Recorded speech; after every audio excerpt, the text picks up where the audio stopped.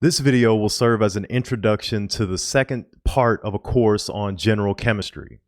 Now, believe it or not, if you've made it through that first general chemistry course, you already have learned quite a bit of chemistry. You learned about atomic structure, all the subatomic particles, what's in the nucleus, protons and neutrons, electrons.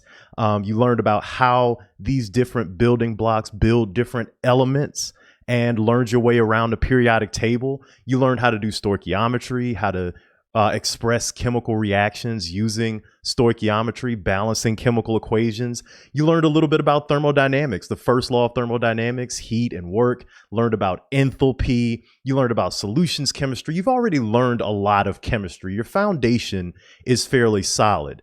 The second part of this course, what we want to do is build on that foundation and also, introduce some new things, basically allow you to express chemistry in a new way. So this course is going to consist of 13 units in total. And you can really chunk these units up into 4 different themes, which I've outlined here. So the first place where we're going to start in this course is taking a hard look at molecular structure and geometry, right? You've already more or less learned everything you need to know about atomic structure, but there's still a lot left to learn about how molecules form, how to describe the different bonds and the structure of these molecules. So the first place where we're going to start is how do we construct these Lewis dot structures that I've shown here. This is water. This is its Lewis dot representation.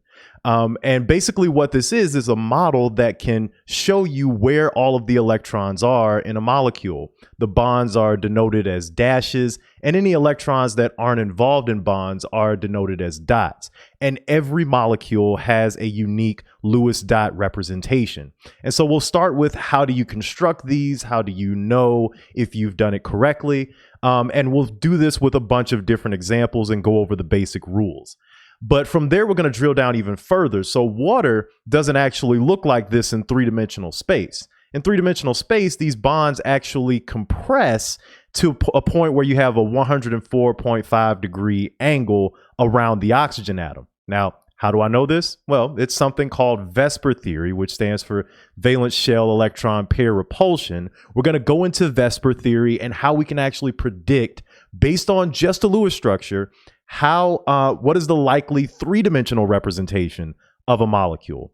Then from there, we're going to drill down even further. And you can actually say that all of these bonds in water are a result of sp3 hybrid orbitals, right? And you may not know what that is right now. You may have seen it in high school chemistry, but we're going to talk about a bit more about orbitals and how they change in the molecular environment, right? So in the last course, we talked about atomic orbitals, the s orbitals, p orbitals, d orbitals, what have you. Those orbitals, once you get in a molecular environment, are going to change drastically. And so we're going to take a deep dive into how we can represent those orbitals in a molecular environment. So those are the first 3 units, units 1 through 3. And the second theme that we're going to touch on is drill further into thermodynamics and talk about a new field called chemical kinetics. So thermodynamics, like we talked about in the previous course, is just the study of energy and the change of energy. It's very important in chemistry because all reactions, all changes, any phase changes and whatnot, all have energy changes associated with them.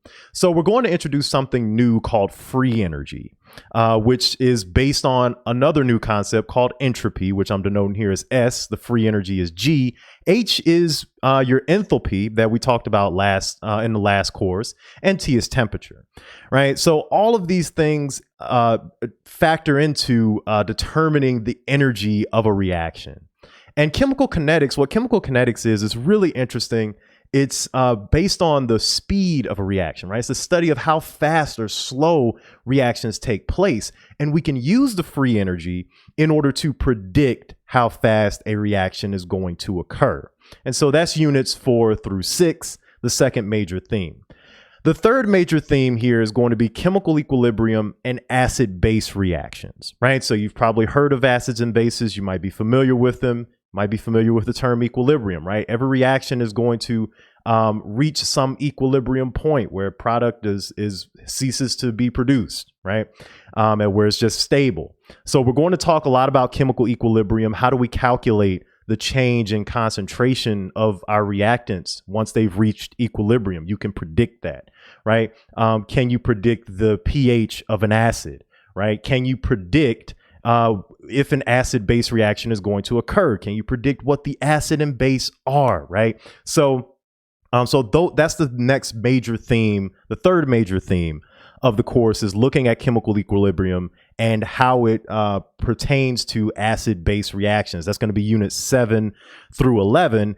And the last unit is going to focus on introducing transition metals and organic molecules, right? So when I say transition metals, specifically the types of molecules that are formed from transition metals. So this is a general Lewis structure for a transition metal complex called cisplatin. And you can see here that in the center is a platinum atom, right? Surrounded by 4 chlorines. This is a very popular anti-cancer molecule. And we'll learn about these different complexes and their importance in biological context. And to the right here, I've drawn an organic molecule called benzene.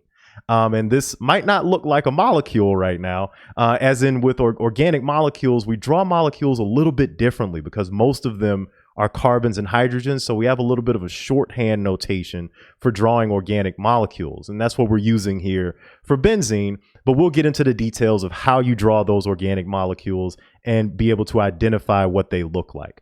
So notice the theme here, right? In the first course, it was all about really building the foundation, right? Building a good chemical foundation. Here, we want to get to a point where we're actually able to make some predictions. This is where chemistry is very powerful, where you can start to use that foundation to make some predictions, right? Can I predict what the angle, the different geometry is going to be for a particular molecule? Can I predict how fast a reaction is going to occur? Can I predict how acidic an acid is going to be, right? So really what we're getting towards and working towards here is using the predictive power of chemistry. Can we take what we know and use it as a foundation to start to make some predictions, right? So keep the big picture of this semester in mind as we go forward, because what we're going to see is that all of these start to link together, right? It's going to really build on top of one another. So there really isn't any information that you can just leave on the sidelines. Everything is going to build up to the point where you're, looking at reactions with transition metal complexes and organic molecules. So keep the big picture in mind throughout. Hopefully this stuff will be pretty interesting to you. I'm going to try to take it at a good pace, and hopefully you'll have some fun and learn a lot along the way.